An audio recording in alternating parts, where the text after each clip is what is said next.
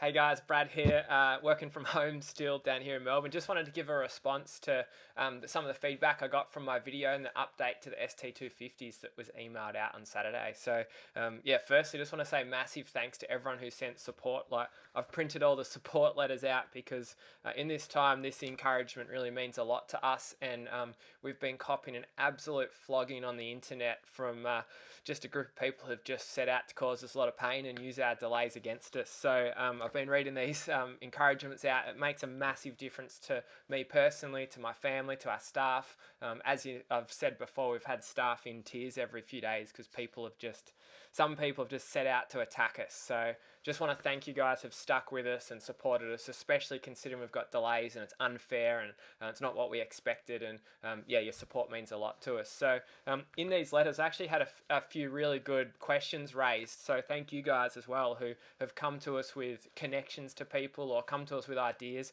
Man, that's truly working together. So one of the first questions that I thought I should resolve is that someone asked, or a few guys asked, is there any changes with the bike from the last shipment that would cause the delay in these approvals, and the approvals not to be issued just like the Moto 3 and the SS125 ones have been. And that's probably the most bizarre part of all this, is that it's the exact same bike from an ADR critical part point of view, which means that all of our testing, all of our certification, all of our compliance is exactly the same.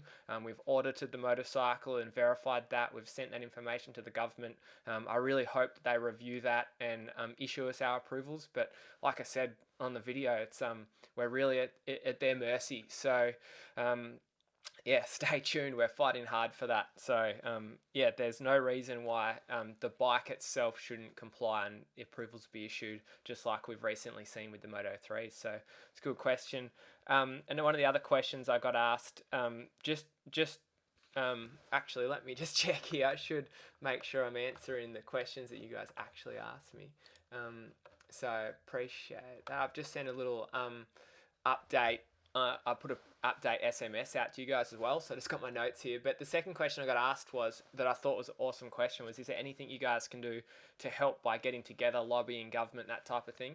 And I think the answer at the moment is no. And the reason is partly because we're bound by confidentiality. So every email that the department employees send us has this massive confidentiality clause. So I'm not allowed to read the letters out in full. I'm not allowed to reveal to you who the staff member or the person is that's made these decisions.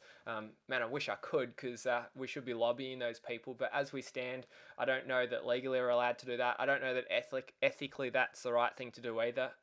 We're doing our best to comply, and I'm pushing them as hard as I can through the channels that are set out before us. So we've reached out to even the Deputy Prime Minister. That's Minister McCormack. He's the head of the Department of Infrastructure.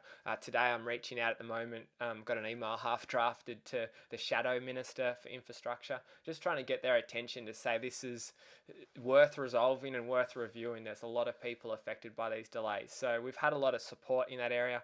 We just need the right person to pick up the papers and review it and talk to us. And yeah, so I think at the moment the best thing we can do is just go down those channels. We're pushing super hard with that.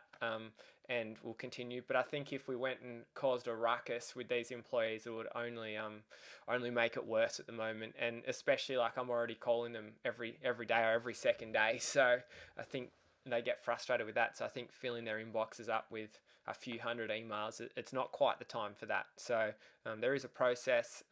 There is great amounts of evidence and documentation that will allow us to get approved. We just have to wait for them to process it. So good question though, and I'll continue to sort of review that. I've sought some extra advice on if there is anything along those lines that we can do. But yeah, for now, keep waiting. They're the two main questions. Continue to support us. Thank you so much. We will get there. You're welcome to email me any questions, and maybe I'll do a Zoom again in a couple of weeks.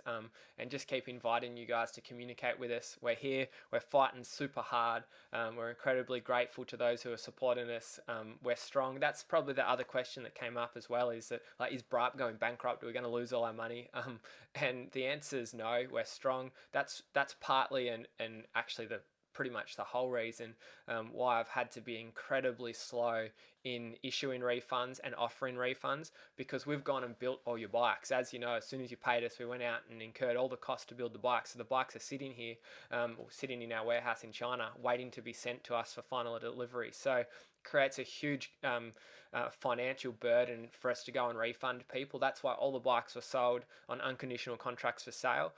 But we understand that the situations, it hasn't worked out as we expected. So we're doing our best to offer refunds, but those refunds are going to be slow. We can only do a certain amount each fortnight, and I've outlined that in the email anyway. So my job and the reason for that that control measure is to make sure that BRAP remains strong. I need to make sure that everyone's bikes can be delivered.